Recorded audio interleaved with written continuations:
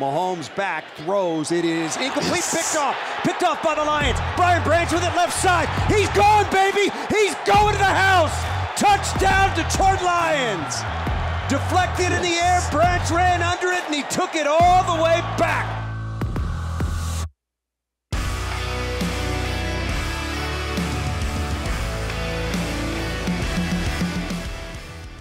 Welcome to the Twentyman Huddle podcast presented by Microsoft, and I am very happy to welcome in Dan Miller for our key matchup segment. Normally, this is where I say, week 16, week 17, week 18 of the Twentyman Huddle podcast. There are no letters associated with this one, Dan. It is playoff time in Detroit. It is the wild card weekend. Look, you've been a part of this for a long time, a lot longer than I have.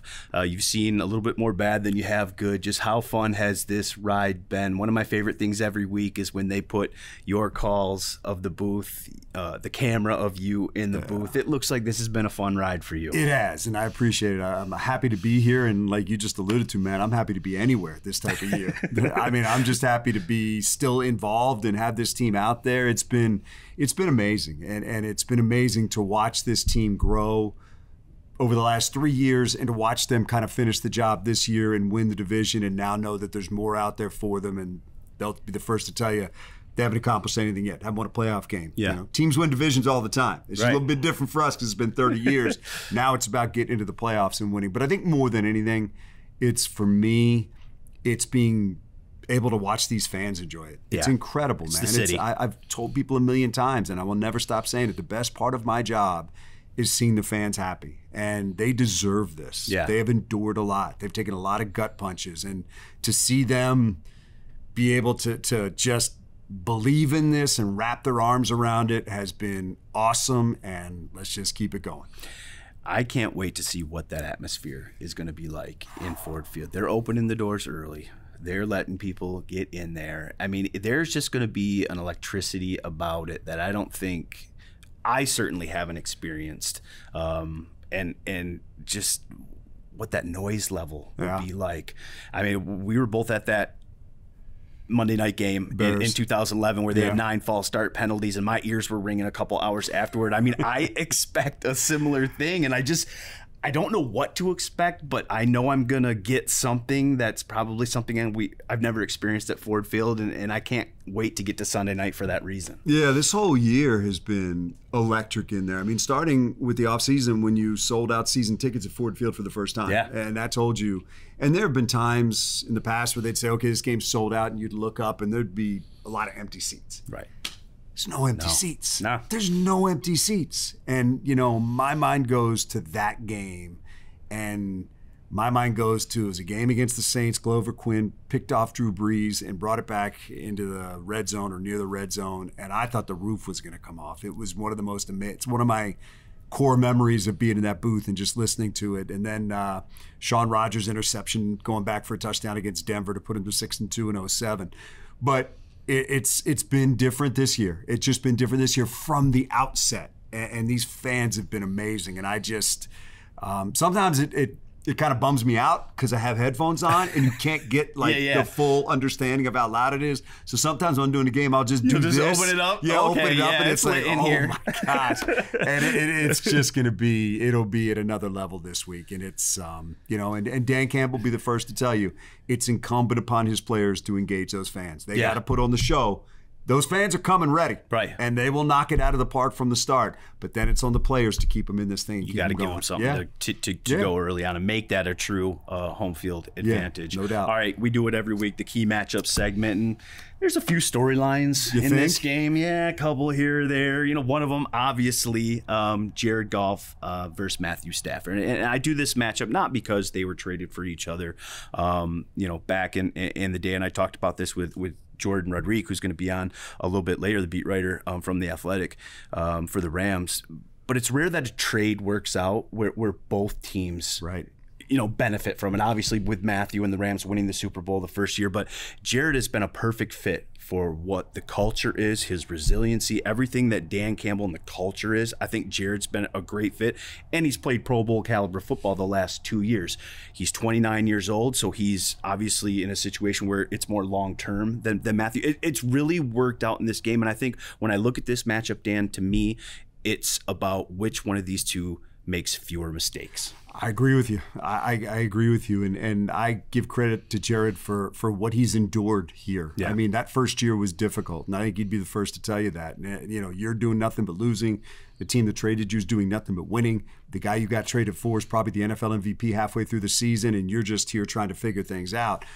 But man, the strength he has shown in continuing to grind and to pull this team together, and for the last 2 years to be one of the highest scoring offenses in the NFL, has been impressive. And I agree with you. I think both these quarterbacks have ample playoff experience. Both been to a Super Bowl. Stafford won one, Goff lost one. But I really think this comes down to who's going to handle this at the key moments. And will you give the other team a short field or points off their defense that allows the other team to get a boost and maybe turn that stadium on its ear if it's Stafford that makes a mistake? So that kind of takes you back to the matchups up front. Could you put the pressure on Goff if you're the Rams to force a mistake, or vice versa with the Lions? So I think there's a lot riding on the quarterbacks. I mean, it's the first time in NFL history that you've had two quarters in a playoff game together facing their former teams. It's never happened before. It's never happened before. No. Wow. So it's an unusual circumstance because you rarely see, as you alluded to, two quarterbacks that are starters traded for one another. But I think it's fascinating. But look, if we've learned anything about this Lions team from really 1-6 last year to 8-2 last year to 12-5 this year, when they're careful with the football, they win. Yeah. When they get loose with it and that turnover margin starts to go the other way, they have major problems. Now, that's not brain science or brain surgery. That's not rocket science, because that's what happens in this league. It's the biggest indicator of winning and losing. So 100%. Take care of the football. Take care of the football. It's part of the reason why they built an auxiliary press box in Ford Field, probably. All the attention that this game will get, the matchup with that. And to that point, I think that's where Ford Field can be a little bit of an advantage too. You know, Matthew Stafford's going to have to deal with the silent count, going to have to deal with the ruckus atmosphere. All it takes sometimes is one tackle to maybe be a step slow on that silent count. You give a defensive edge, defensive end the edge there, and that can be a big play. The miscommunication between a wide receiver and a quarterback, is the difference between an interception. So if all things are the same, that's where I think Ford Field, that's where I think maybe the advantage with the quarterback position. Stafford's going to have to deal with more things than Jared Goff is outside of the pass rush and everything. Yeah, no doubt. I mean, that's what home field's about this time of year, and certainly I think Alex Anzalone has been very clear in what he's asked of the crowd. He would like you to make noise before they get to the line of scrimmage. Make noise when they're in the huddle. Make it hard for them to communicate at all. So it's look, these fans are going to be ready. They're ready because it's the playoffs. They're ready because it's something they haven't seen in 30 years, and they're ready, quite frankly, because it's Stafford. And as I've told people, regardless of what happens, if he gets booed, if they're trying to make his life miserable, it's not because they don't like Matthew Stafford. I don't think there's anybody that doesn't like or respect Matthew Stafford. It's just simply the fact that this week he's on the other side. And he's been rooting for Detroit the whole time. He said as much, there's which is nothing but the best for Detroit. But obviously, there's no animosity. But none. This is business. This week. It's business this week, and it's personal. Yeah, there's no doubt about it. And again, it's I feel like I have to qualify that every time I talk about it, because I have nothing but the utmost respect for Matthew and what he did here, and had a working relationship with him where he was nothing but a pro the whole time, but this week is different, man, I'm sure he gets that. 100%. All right, let's stay up front, because you alluded to the fact about being able to protect the quarterback. Who does it better? Who doesn't give up those big sacks, those strip sacks, those big impact plays? Frank Ragnow, second straight Pro Bowl, one of the best in the business. Yep. They got a guy over on the other side, Kobie Turner, a young guy who I think now that they pair with Aaron Donald inside, and we talked to Ben Johnson, the offensive coordinator for the Lions on Thursday, and he said this is the best defensive tackle tandem we'll face all year long. Yeah. That's a big matchup. And they move 99 around a lot. Yeah. And so that can make Turner more effective. And then you look at what Turner's done in combination with Young, two rookies up there that have 17 sacks between them. Wow. Look, I think whenever we talk about defensive linemen coming in with Dan Campbell, he always kind of talks about him, and then he ends it by saying, but I like our guys. Yes. And I think Frank Ragnow gives you a lot of confidence that he can handle things inside. And with those two guards, they've been playing together for a while now. They've been able to find their groove after 9-10 weeks of having guys moving in and out. I think that gives you some confidence. Look, this is the face of the team. This is what this team is built around. 100%. They want all the smoke. They want us talking about this right now because they want to go out there and prove what they can do. And I feel very good about Frank Ragnow in any matchup. Total respect for the Rams and what they've done and what they've got up front with these guys. And man, did they seemingly knock that draft out of the park last year, getting guys in here with those kind of sack numbers, much like the Lions did last year with Houston and Hutch. But yeah, you're going to have to know where these guys are. But if somebody is on guard for a talented player up front for them, let it be Ragnow. Yeah. I mean, let it be him because, between Ragnow and the two guys on the outside and Jonah and Graham, they're well equipped to handle it. And they've seen seemingly every week talented pass rushing defensive linemen. Yeah, Frank Ragnow, 1 sack allowed all season. I think Jackson, Ragnow, Glasgow combined 5. So they've been really, really good in there. Turner and Aaron Donald, 17 sacks between them. That's a lot of pressure from the interior of that defensive line. And you talk to any quarterback, they'll tell you that's the worst pressure that you can get. Is no that doubt. Pressure right up the middle, right in your face, doesn't allow you to step up.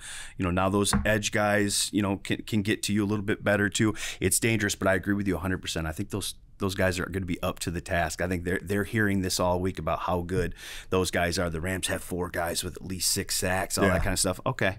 You know what? Let's see. No, it is. I mean, look, that's what this team was built for, and that's these guys want that. They want that kind of responsibility on this team. They want to have the running game and protect their quarterback and do that. And I always say, when those guys are around, it feels like, you're back in high school walking into the party with the toughest guys going and nobody's going to mess with you because that's who they are. I like that. That's a good one.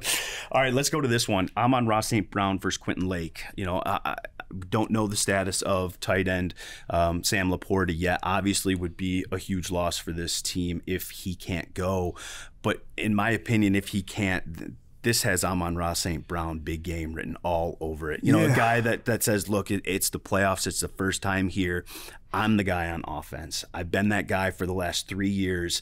We're down. Maybe that guy that helps me out when I get the double, that's the guy they go to over the middle, kind of that guy that they've handled the middle together.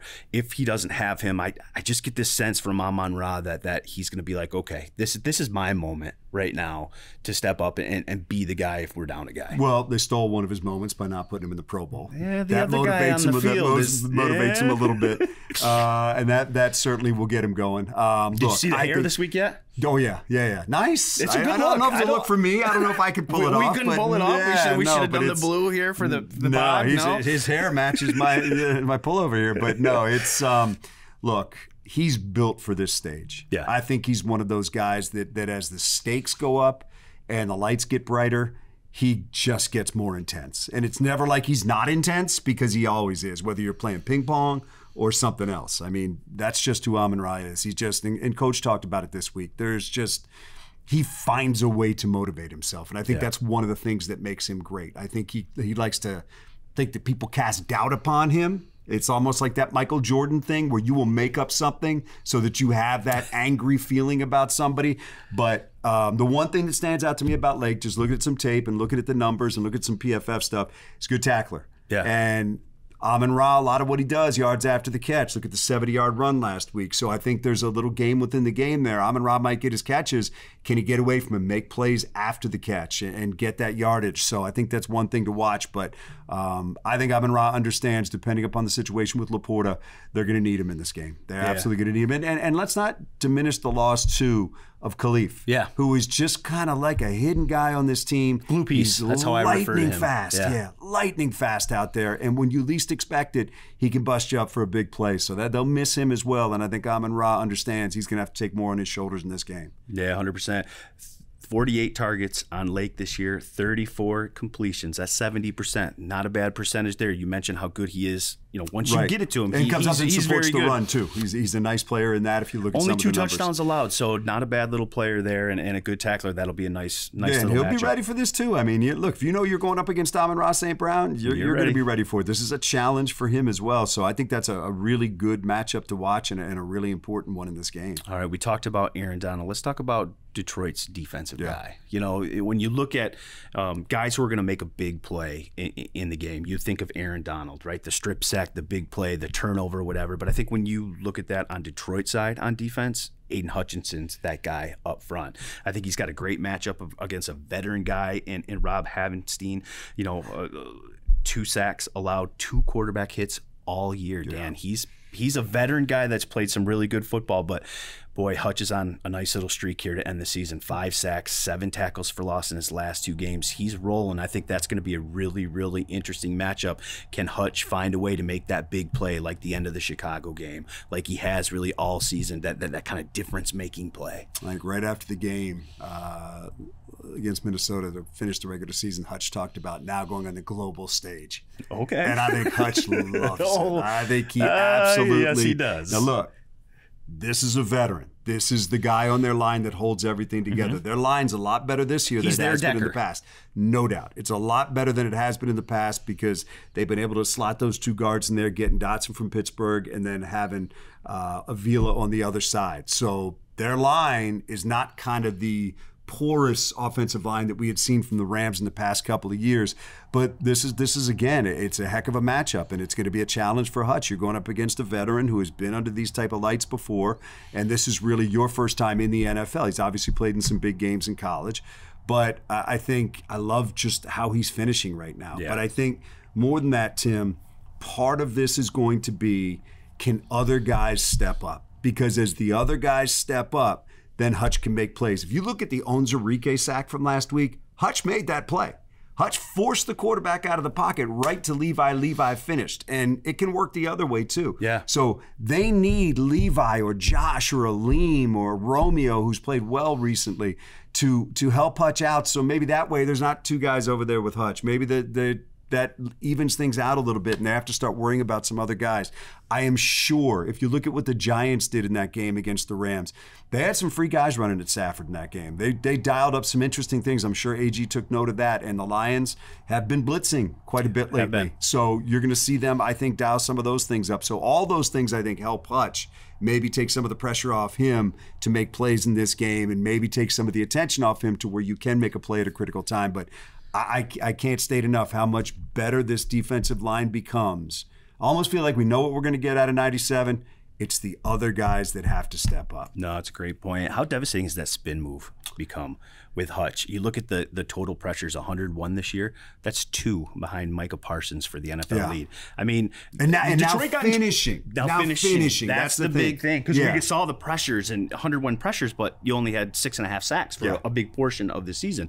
Obviously, the pressures are good and affecting the quarterback, but sacks are difference-making plays. Sacks are drive-ending plays. Yeah, I mean, and now take he's Stafford off schedule. Get him down on the ground. Yes. Get him into some 3rd and 12s, 3rd and 14s, 3rd and 18s, and then make some plays on defense. And those haven't been locks lately for our defense. They've had some issues with some 3rd and longs, but you it's have a good recipe for success. If Stafford gets comfortable, you're going to have some problems. Because the secondary right now, and I know we're going to talk about that coming up, but the secondary right now is struggling. You cannot let Matthew stand back there and pat the ball and just look around, because then it becomes a problem. So, yeah, they have to finish it, get them off schedule. That means, let's take it a step further, 1st down runs. Don't let them be in 2nd down and 4. It's got to be 2nd down 9, 2nd down and 8, things like that. And this is a really good back. So they have to find some way to do that. So look, man, this is a good offense. And they're going to need to play a really good game. And that means 1st down, 2nd down, 3rd down. That means against the run. That means defending the pass. And that means harassing Stafford. It's going to take everything, but that's what this time of year is all about. You don't go in and win a game by playing half decent. You go in, win a game by playing well and outplaying the team across from you. And make them drive the football. Don't give up the big chunk plays, the big ones. Look, they come in there. They have 12-play drive, scoring drive, 13, 14. Well, you tip your cap, Matthew. Good job. Yeah. You did it.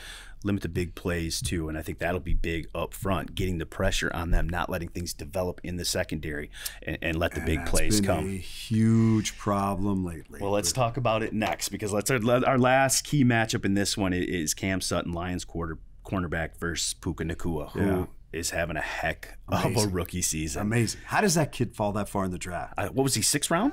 Fifth or 6th. Was he fifth? Yeah, fifth. Fifth round. I mean, and he is amazing. Run after the catch. Fly after the catch. Oh. Fly after the catch. And It's so interesting the way that they will bring him in tight to the line and line him up right there. And then he's so shifty. He has the entire field in front of him to go left, right, middle, and you have to work with him. And, one shake of the shoulders, he's going one way, you're going the other, and then Stafford knows how to find him. It's just, he's something else to watch. And look, we know Sean McVay is outstanding at dialing up offense. We know how good he is, and he's going to be ready for the Lions. He has seen their weaknesses, so the Lions are going to have to be ready to deal with that. And it just watching their offense closely and looking at a couple of games, their formations really caught my eye, the way they move him around and just the freedom they give him when he's, everything's kind of condensed and in tight, and just how good he is at that point and how he and Stafford are on the same page when he makes a move.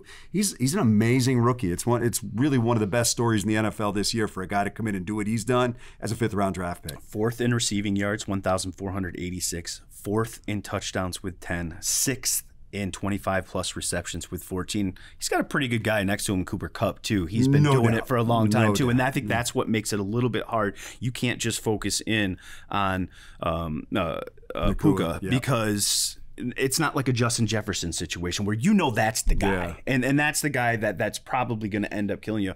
Well, Cooper Kupp has done it at a high level for a long time, too. And I think they play off each other, and their ability to play every single spot, XYZ, I think allows McVay to move them around and find matchups, and I think it's going to be really difficult for Cam Sutton, for Aaron Glenn to not find yourselves in a one-on-one matchup here and there, and it's incumbent on them to win those matchups. It is, and then it goes back to, can you make them hurry? Can you make Stafford have to cut it loose before he wants to up front? And then also that CB2 position. If it's Kindle Vildor out there, we know Matthew.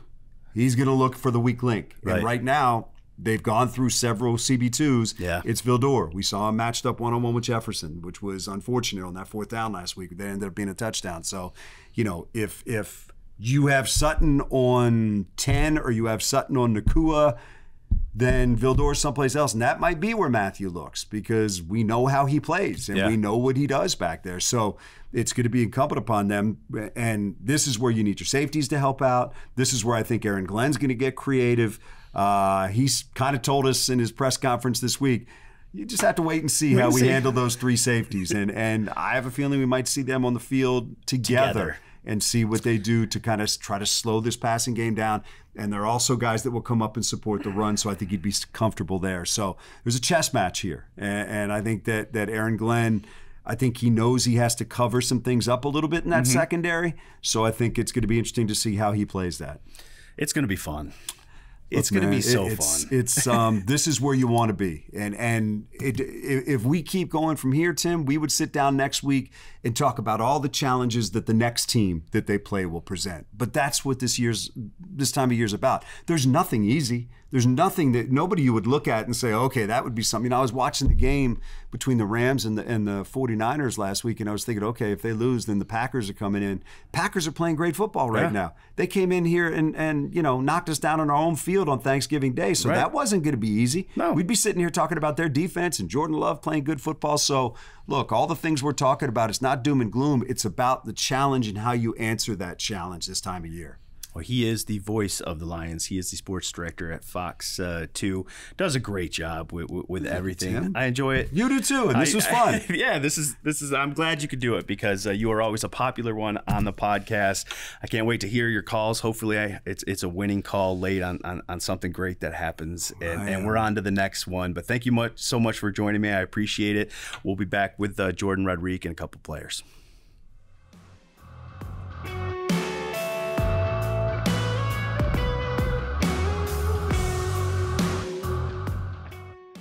Welcome back to the 20 in the Huddle podcast presented by Microsoft, and I'm very happy to welcome in Jourdan Rodrigue. She does a great job for The Athletic, covering everything Los Angeles Rams. She also is host of the 11 Personnel podcast and has a great feature up on The Athletic right now on Matthew Stafford. Jourdan, welcome in. Thank you so much for joining me. Thank you so much for having me. I am so excited for this weekend. I'm sure you are too.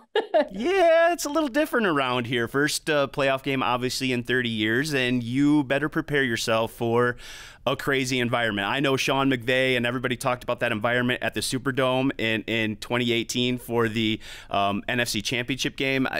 The people in Detroit are going to rival that. They are hungry for this, and it should be a crazy atmosphere. Yeah, it really will be. I will say, and not to, belittle what the Rams are trying to rebuild out in Los Angeles after moving back, but they have been used to, SoFi being a destination stadium, they have been used to playing on their silent count, especially in the earlier parts of the year. It was cool at the end of the year seeing this upswell of support. And so that they were off their silent count through the last part of the year. And then so now are back to, okay, we're in a hostile road environment. We are going to be on our silent count. And so that's quite the topic of conversation this week out in Los Angeles. Well, there are a few topics of conversation, obviously, with this one. There's a couple storylines, and obviously, number one is Lions long snapper Jake McQuaid, revenge game for the LA Rams, right? I mean, that's the number one there. No, let's obviously Matthew Stafford and Jared Goff, two guys traded for each other a couple years ago, and I was after this matchup was set, Jourdan. I went back and looked at the trade, and it's not often when you see a trade really work out for both clubs. I mean, you look at obviously with the Rams, and being able to win the Super Bowl and Matthew's first year there, but then Detroit being able to get a little bit younger at quarterback, and Jared Goff has played at a Pro Bowl level the last 2 years, obviously has them at this point where they haven't been in 30 years, and really is a culture fit here. It's really been the best of both worlds for both teams. Yeah, I love the idea that we're also, amidst all of this, we're also covering the fallout or the evolution of one of the few win-win trades in NFL history, frankly. And it really, to me, it's all about pace. Matthew Stafford and where he was in his career and the elite level at which he could read defenses, the way that he could process the game, the way that he could make any throw at any time, matched Sean McVay's pace to get back to the Super Bowl by any means necessary, no matter the cost, personally or professionally. And Jared Goff, his pace no longer lined up with Sean McVay's, but it did line up with a team that was developing, going through some adversity, getting built from the ground up, a core of players that all could grow and be in a community together as they built something. And so it was interesting. It kind of was like he went, even though we didn't realize it at the time, he went to the place that he most needed to be and was the best fit possible for him. And that place he was in his career to develop into, all of the qualities he's always had, tough-mindedness and leadership and all of those things, but really to hone them and develop them in a new place, in a place where a core of young teammates and some older veterans were growing up with him and around him into that leadership role as well. And so now you're seeing this juggernaut that the Lions are, with Jared Goff as one of their core leaders on their team. Meanwhile, Matthew Stafford comes to Los Angeles and is immediately the star quarterback that the city is craving for the Los Angeles Rams, and can make any throw, has the dark chaos arm angles that we all know and have seen it and come to appreciate, and really meets that moment within Sean McVay's system, and with that collaboration of the things that Matthew Stafford sees and understands about the game, combined with what Sean McVay sees and understands about the game, reinventing this offense over and over again so that it's first in the league and in so many qualities and so many areas because of the way that they collaborate, the way that they think together, the way that they can build and design things. And it's been so fascinating to watch and really fun for both teams. I was around Matthew, obviously, for 12 years here in Detroit. And, it's pretty much as even-keeled as a guy can get at that position. I'm just curious, you've been around him now for a while, probably talked to him here this week. Just what do you guess are the emotions with him, coming back here, a place that he started his career, obviously had a lot of success and holds a lot of the passing records. It's kind of a weird dynamic. They obviously played in 2021, but that was in Los Angeles. Coming back home is a little bit different. What do you expect the feelings for Matthew to be? Yeah, he's going to say all the all the right things up at the lectern, right? Like he always has. But if you are a human being and you have a pulse in your body, you will feel something going back to this. And I think really what really comes through, and has always come through from the second he got to LA, and even so now that they are competitors here in this high stakes, only one survives game. And that is that he loves Detroit. He has always loved Detroit. It's the place where, outside of when you're growing up in childhood, you do your second growing up, a place that shapes you as an adult. That is so clear coming from him. It is so, I think, powerful for him as a person, putting aside and compartmentalizing away the fact that they need to win this game, that they are going to be trying, each team is going to be trying to destroy the other team. Putting aside that, I think for the city itself, what really comes through and has always come through from him is that he is so happy for the city itself to be experiencing this. I think that, as a human, and I don't want to put words in his mouth, this is me saying this, as a human, you'd be like, man, I wonder what that would have felt like if I did that. But at the same time, life doesn't work that way. It's not linear. And I think that's one of the most impressive things about Matthew Stafford. We've seen it on the field for years and years, and we see it now in the way that this trajectory of his story is happening. Life is not linear. Football games are not linear. Football is a crazy, brutal, chaotic, awesome mess. And Matthew Stafford is able to expertly navigate that. And I have no doubt that he will be able to do that with maybe some emotion as he walks out onto the field on Sunday. I'm sure there will be. Yeah, obviously, a big storyline in Detroit here is some injury stuff with, obviously, Sam Laporta, their dynamic record-setting rookie tight end, Khalif Raymond, their punt returner. But LA's dealing with some injuries too. Jordan Fuller, that's maybe a little bit bigger of a deal than probably some people in Detroit here realize. I mean, there's a safety who started 17 games for you guys. I think leads you in turnovers, a second in tackles. Just what's the injury status there in Los Angeles? Are they going to be coming here to Detroit healthy, or is that yet to be determined? Relatively healthy, but that Jordan Fuller injury, the ankle, it could be potentially really significant. By the way, Brad Holmes was the one who found Jordan Fuller in the 6th round, and he became a starter as a rookie and then continued that trajectory. So shout out to Brad Holmes. He's done that a couple times here too. He does. He's done quite well. But Jordan is like this calm field marshal presence. And this is a really, other than Ahkello Witherspoon, like this is a pretty young defense all around. You've got Aaron Donald, Ernest Jones, but in that back half, Jordan Fuller has really been kind of the analytical, calm, and like physical force behind settling everything down when things get chaotic, and communication, especially between himself and Ernest Jones, who wears the green dot for the Rams defense. And so this could be potentially significant on a personal level. You feel for Jordan. He missed the Super Bowl run because of an ankle injury. He came into Sunday's game with the ankle bothering him. And so now you hate to see a re-injury. And then, so obviously his status, we'll wait and see over the next couple of days, but that is quietly a very significant loss for the Rams and their defensive backfield if he can't go. Let's stay on that side of the ball. Obviously, Aaron Donald is a Hall of Fame player, has been kind of that key guy for years and years and years. But you look at some of the other guys that they have now, some young guys, Kobie Turner, I think you have 6 guys with at least 6 sacks on the year. Just what kind of impact have those other guys had? And especially Kobie, when you look at his 9 sacks and the 17 between those 2 guys on the interior, that's a lot of production from the interior of your defensive line. You talk to any quarterback, they'll tell you the worst rush they can possibly get is that rush right up the center in their face. Just adding a guy like that and him having some other guys that have contributed, how much has that made this a better front 7 for the Rams? Well, better than people expected coming into the year, absolutely, because I think this team was written off as dead on arrival before it arrived, right? So Kobie Turner is the rookie sack leader right now. He's a defensive rookie of the year candidate. Byron Young, his teammate on the edge, is also a rookie who is also second in rookie sack production. So the Rams this is starting to come together a little bit. Where they still have some concern is that complementary rush.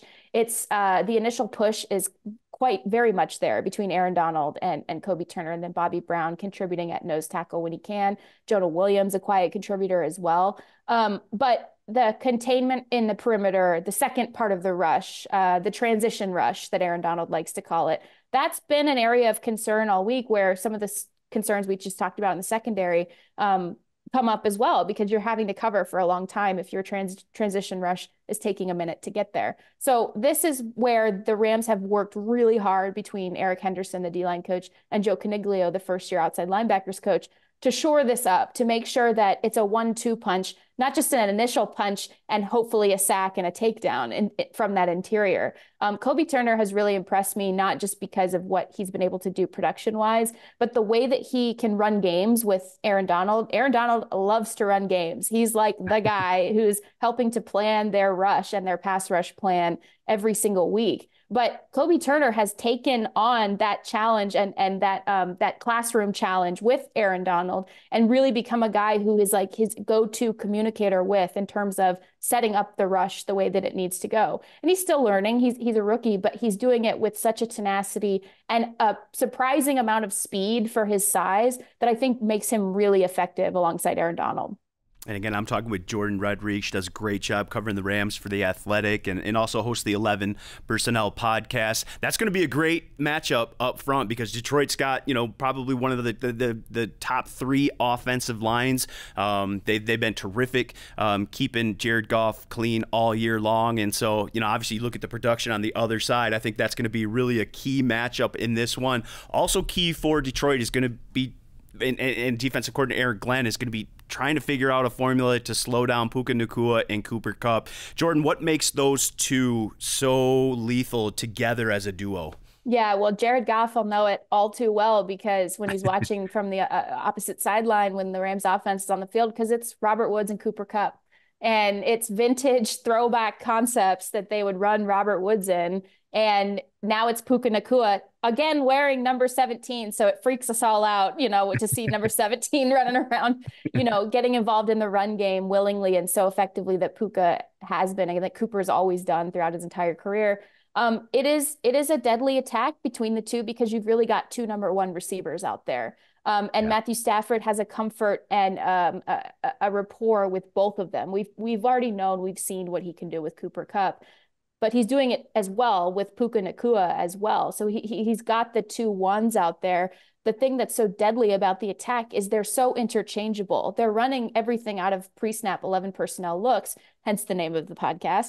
But everything looks different post-snap. They can run 13, they can run 12, because their receivers are acting as miniature tight ends as well on the blocking surface. Any run concept can also come out of 11 personnel pre-snap looks, and that's part of what makes them effective. We joke about it. We call it what they run as their base is 11 and a half personnel, because it's kind of in between 11 and 12 because of what these 2 receivers can do. And what I think people really expected from Puka when he first came out was, okay, he's going to be the yards after catch guy, which he is, and he's going to be he's going to be the dig guy, right? That Robert Woods always was. But he's also got the verticality. They're also running him on sweeps as well. So he poses a threat in every phase of the route tree, as well as in the run game, in a variety of ways that aren't just limited to how he can block and what he activates in the surface.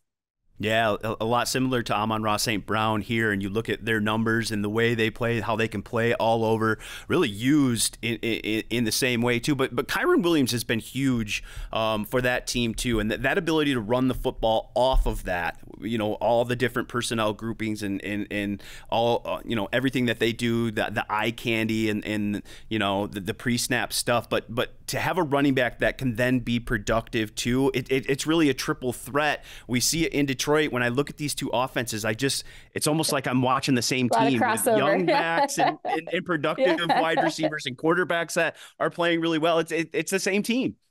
Yeah, it's so funny that when I watched some of the Rams run game opening the year, I was like, that's a little Ben Johnson's in there. I think, some of the duo stuff. The Rams have switched from a wide and mid zone team to like a lot of inside zone. They still run that mid and wide zone that Sean McVay sort of buttered his bread with when he first came into the league in 2017.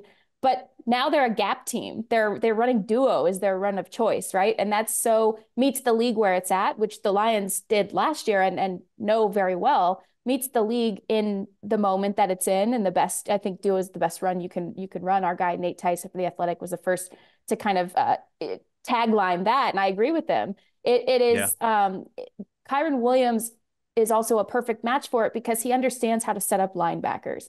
He understands where the blocks are coming from, and he understands the space that they will open. He understands the second action within that space as well. And when you talk to him, I mean, the Rams are quite literally a different team when Kyren Williams is on the field versus when he's not on the field. He and Matthew Stafford and Puka Nacua and Cooper Kupp are like the quadrangle, right? That makes this team go. And it is so interesting because when Kyron's on the team, on the field, and he missed 4 games to injury this year, but when he's on the field, you can really feel the depth, the physicality. The Rams, I think, used to have this, they veered toward a finesse reputation, I think, through 2021.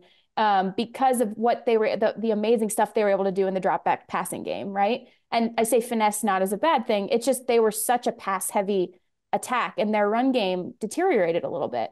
Well, now it's back and it's got some teeth to it, and it's got the physicality that has long been absent from this team that everybody feels, from a bulked up offensive line that the Rams did a great job addressing this year to how they can run their play actions off of it and a healthier blend of play action pass game alongside the drop back stuff that Matthew Stafford can execute, with such a killer mentality.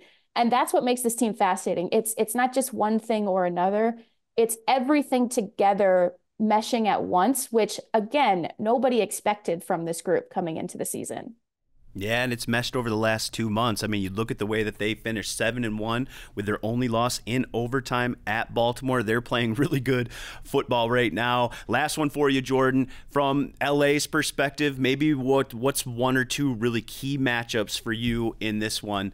That the Rams have to win if they're going to come out of Detroit with a victory. Well, I know they've had their eye on the Sam Laporta situation because they've struggled to cover tight ends all year. Even in really impressive production games from their defense, they have struggled to cover that particular element. And then if Amon-Ra St. Brown is also in that versatile, plan that he usually is in, that's going to be something to watch as well. And I watch this offensive line and this defensive line. I mean, this is a really young, really inexperienced defensive line, but they are so well coached. They are really smartly schemed, and they have Aaron Donald, which that's not terrible, right?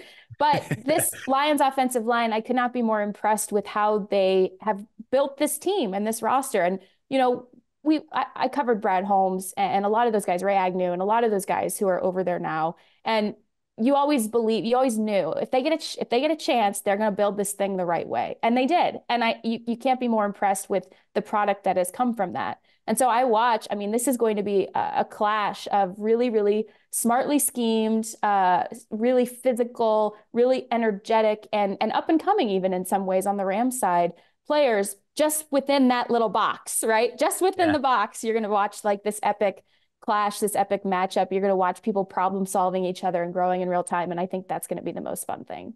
Oh, that's where playoff games are usually won and lost, in that box and up front. And that's a great matchup. Jourdan, thank you so much for joining me. Great insight, great stuff. Again, you can get all her stuff on The Athletic, and you can listen to her 11 Personnel podcast. Jourdan, safe travels. It's going to be a crazy environment. Get to the stadium early, soak it all in, because it's something we haven't seen in a while, and it will be fun. I'm so excited. Thank you for having me. I'm so happy for Detroit fans as well. This is going to be so much fun just to experience. Thank you for having me on, and I'll see you this weekend. All right. Safe travels, Jourdan.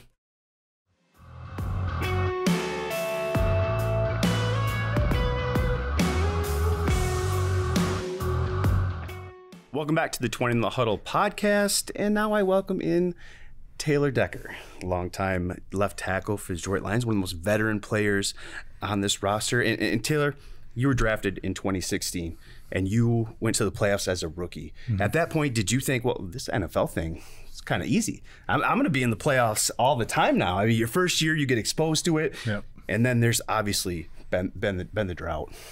I would never say that the NFL thing is easy.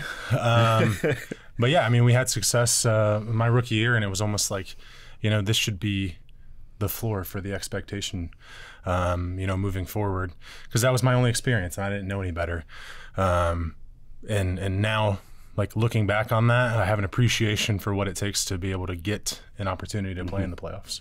And just, have you let yourself envision at all what that is going to be like running out of the tunnel Sunday night, all eyes of the NFL on you? It's at home. It was a little different in 2016 when you're going on the road. Yep. And just what this city has been so starved, and you guys could set some decibel records in there. I mean, it's going to be pretty ridiculous. Have you let yourself think about it at all, or has it just been business as usual, or tried to be that way? Yeah, a little bit for sure, because like this is what we've been working for, like up until this point. Of course, we have goals, you know, that are bigger than, you know, the first game of the playoffs and things that we want to keep doing after that. But, you know, this is the opportunity that we've been working for in the postseason, to be able to have a home playoff game. Just feel really fortunate for it, and fortunate for the staff members, coaches, teammates who have all made it possible, because it's been a long time coming, you know. Yeah. And I know, like you said, the city's almost starving for it, and I feel like we even got a taste of it last week with the atmosphere at the game, and the atmosphere has been incredible every single week, and a home field advantage, that's a real thing. Yeah. So I'm excited. I know they're going to tailgate early, and I know when I saw that we were playing the Rams, I'm like, it's going to be the night game, 100%. You know, I asked Alim McNeill this too, because he deals with the the crowd noise, obviously, you know, on the field. But when you guys are on the road, you've had to deal with it too. Just how much of a disadvantage is that when it's crazy loud in there and you're on the silent count? Does that defense have that extra advantage of maybe a step or two, or a half step? Just how real of an advantage is that for the defense, and how much are the Rams going to have to work through, you know, some of those difficulties being on the road in that kind of environment? I mean, it's huge, and it can't be understated, because there's so much communication, especially when we're on the road. Offensively, we like to do a lot of different things, motion shifts, things like that. And there's a lot, and there's a lot of communication that has to take place. So if it can't be verbally, it's got to be non-verbally, and sometimes you only have verbal communication for certain things. So trying to get all on the right page is tough. And then on top of that, just having to go off the center head bob for a cadence. As an offensive lineman, I think your biggest weapon is knowing the snap count, and you have that advantage to be able to get off the snap before the defender. You don't have as much of that when you're playing on the road, because they can get a beat on the center's head bob and things like that. So we need the fans to do their part. It sounds like they will, and yes. Everybody is excited for it. You guys have been the strength of this football team all season long. How much do you take this game personal? How much is that mindset of, we've got to handle our business? We have to be the strength that we've been all year long if we're going to win this football game. Yeah, I mean, I think we know that we have to play well, and that's kind of been the story all year. But we know there's going to be another level of intensity going into the playoffs, and you see it all the time. There's statistics on teams that can run the ball and stop the run, and how productive they are in the postseason. So we know we're going to have to be able to do that, because that's going to open up our play action pass. That's going to make our third downs more manageable, and that's going to keep our defense fresh and keep the ball out of their offense's hands. So yeah. Yeah, Ben talked on Thursday about this being potentially the best defensive tackle duo in Kobie Turner and Aaron Donald. What do you see from the guys on the edge? What do you and Penny have to deal with? I think they've got 4 guys with at least 6 sacks on the season. So those edge guys, can get to the quarterback too. What jumps out about those guys? Just talk about the matchup a little bit that you'll face Sunday night. Yeah, I mean, they definitely they have length on the edge. And that's one thing where if you're a tackle, you need to be able to get your hands on the guy. But if they're playing with length, that can be a more difficult thing to do. And they're definitely a lot younger group than they were a couple years ago. But I even talk about that with us. Like, that can almost be a good thing sometimes, because you just got young guys just flying around out there playing hard, and it's almost like, they don't know any better. I'm just gonna go crazy. Yeah. So especially when you have to know where 99 is at all times, and try to get help to him when you can, that's going to put the tackles on an island more. So me and Panay know that's probably going to be the game. Like, you're going to be one-on-one, and that's why we're here, though. Yeah, exactly. That's why you guys are here. You love that kind of thing, right? You love that kind of match. You go in a game knowing that it's us against them, that it's one-on-one, and you and Panay have been so good in those situations all year long. Just how much do you like what you see out of that young guy? I know you've been a mentor to him since he's been here. Just the way he's been able to to play and to turn you two into one of the best tackle duos in football. Yeah. How much do you appreciate how he's kind of just put his head down and gone to work and become the player that he's become? Yeah, I mean, he's incredible. I mean, I think everybody knows it. Like, just watching the guy play, like, he can do some incredible things. And on top of that, just the way he carries himself with the success that he's having, man, he's a humble guy. And it's really cool to see, because it's like that is like exactly how you would want him to carry himself and go about his business and be professional.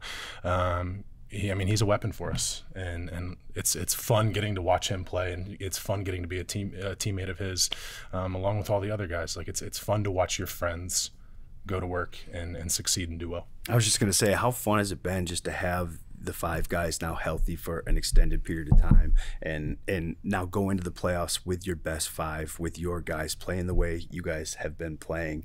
It's got to be a great feeling knowing that you got your guys at crunch time, win or go home. The five best are on the field, and how much have you enjoyed, kind of building to this point with those guys? Yeah, I mean, I think you kind of hit it. We've been building to this point, and we've wanted this opportunity, and we've had to put the work in to get to this point. But just to, like I said, to see your friends and the guys that you care about getting to go out there with you and go to battle with you, like, that bond is special. And just to get to see them succeed, it's exciting. It's exciting to get to go out there and play in, one of the biggest games in recent history of the franchise, probably the biggest game of my career so far. To get to go out there to do it with that special group, it's just going to be fun, and I'm just excited for them. I'm excited for them to have the opportunity, and I'm excited to get to be a part of it out there with them. Special. That's fitting, because you guys have been a special unit all year. It's going to be a special night on Sunday night. I know you're looking forward to it. I'm looking forward to it. I think all of Detroit is looking forward to it. Yeah. It's a great time. Division champs, home playoff game. It's going to be a crazy atmosphere. Good luck to you, and bring it home. So we're sitting here next week talking about hopefully another one, but at least the divisional round. That's right. Appreciate it. All right.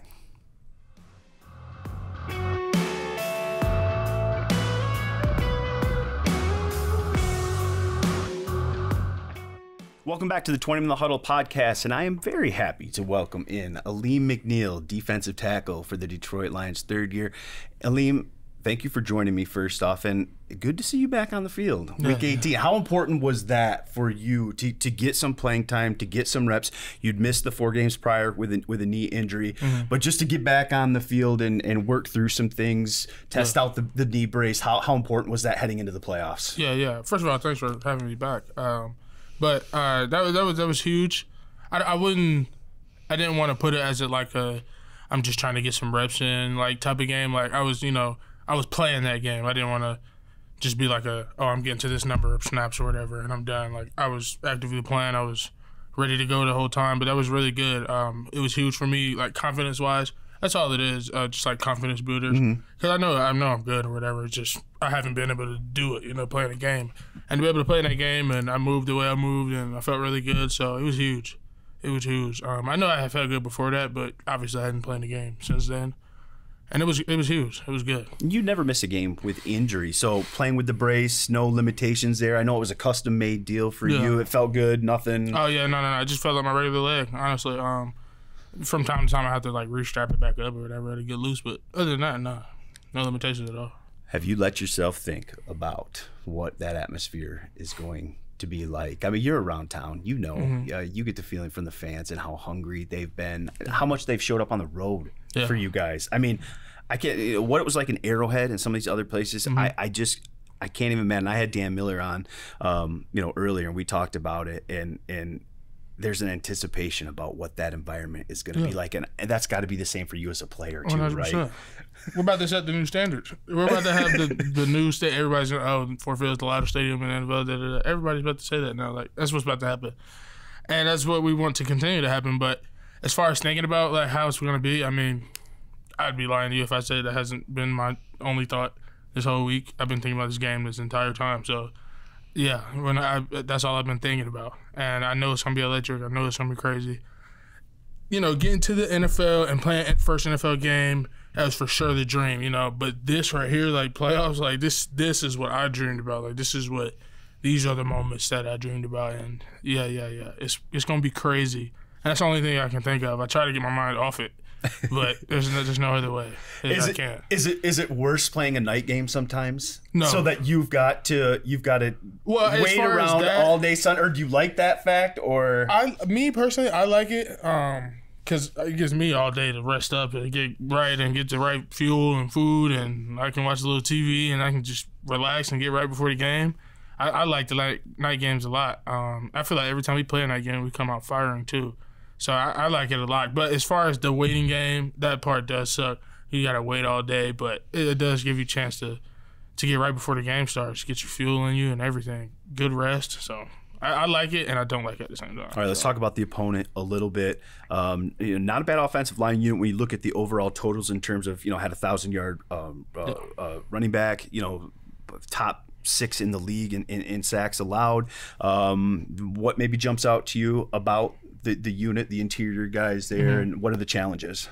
They do have one younger guy in there, but like we were speaking earlier, and the interior O-line, or the O-line as a whole, is not a bad O-line at all. It's a very solid O-line that we're going against, but there are opportunities there for us to be able to capitalize. But I do think this is a very solid group. They're in the playoffs, for one. It's a very solid group. And they play together. They communicate. And their center is the big deal for that. He communicates everything. He does everything. He's actually very, very, very smart.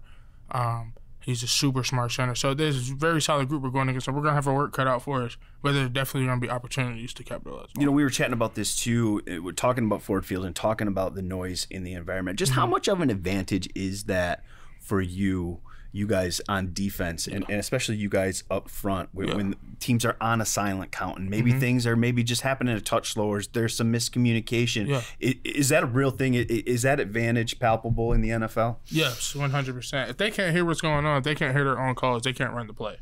And they have a lot of different things that they like to do within their plays.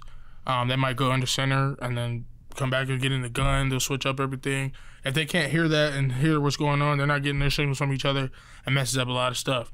And I think Alex had actually said it the other day, wanting the crowd to get loud when they're in the huddle. No huddle, yeah. That's what we're pumping that up today. Yeah. We've done that in multiple segments now. Period. But when they're in the huddle, for sure. If they can't hear the call, they can't run the play. But that's a huge advantage, because sometimes you get stuff like false start stuff. Maybe they thought they were going to get it on this second for a snap, and they didn't. He jumps fast or whatever, stuff like that. And it adds up. It adds up throughout the game. It gets annoying. It gets frustrating. So, it's a huge advantage. Aiden Hutchinson has been so terrific on the edge this year. 101 total pressures. I think it's second only to Micah Parsons in terms of totals for the league. How much of an advantage is it for you as an interior guy to have a guy like that is so productive on the edge, that gets so much pressure? How do you guys play into each other? Do I even have to explain it? I mean, Hutch takes the triples, the doubles, the quadruple teams, and I get the one-on-one back on the other side or whatever. But the only thing is, when I'm rushing with Hutch, we'll get the slide or whatever. But having someone like Hutch on at that end, being able to rush like that and still being able to capitalize the way he does, it does allow everybody else to eat up as well. Because, he takes the attention, and, rightfully so. Because I don't have to explain it. Everybody's been watching what's going on.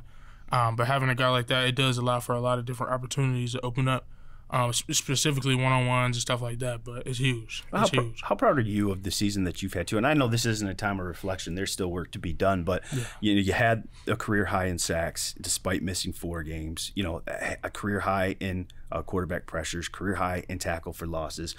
We had you on the podcast in the offseason when you lost some of the weight and did what you did, and you said, I want to play behind the scrimmage. The fact that you were able to do that with still more to come, obviously, but how happy are you with that transition you made and that jump that you made this year?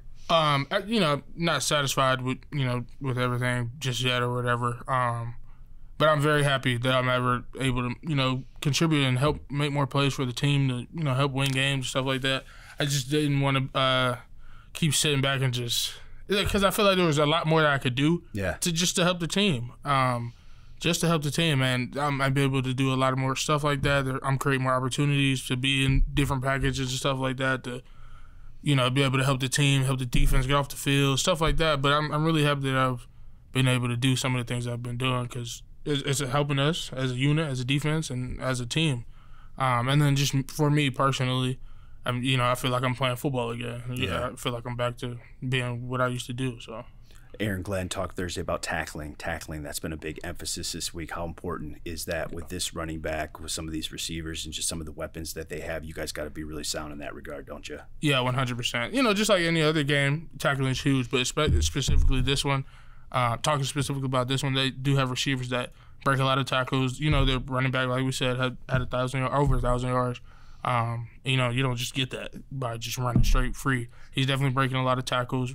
17 breaks a lot of tackles a lot too. So we just got to get population to the ball, just like, you preach every week. Mm-hmm. But it's got to be a point of emphasis for sure this week. Number one is the playoffs, and they break a lot of tackles. That's how they make a lot of their hay. So, yeah, we just got to get population to the ball. How much do you guys go into this game thinking this game is won or lost by us up front? A lot. Every game is won or lost in the trenches.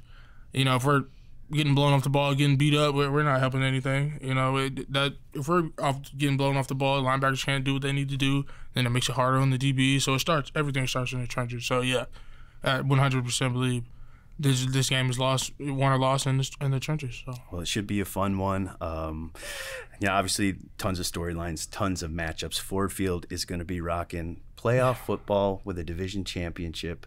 Sounds pretty great, doesn't it? Yeah, it does. It don't get no better than that. Thanks for joining me, man. Appreciate it. Good luck Sunday night. Appreciate that.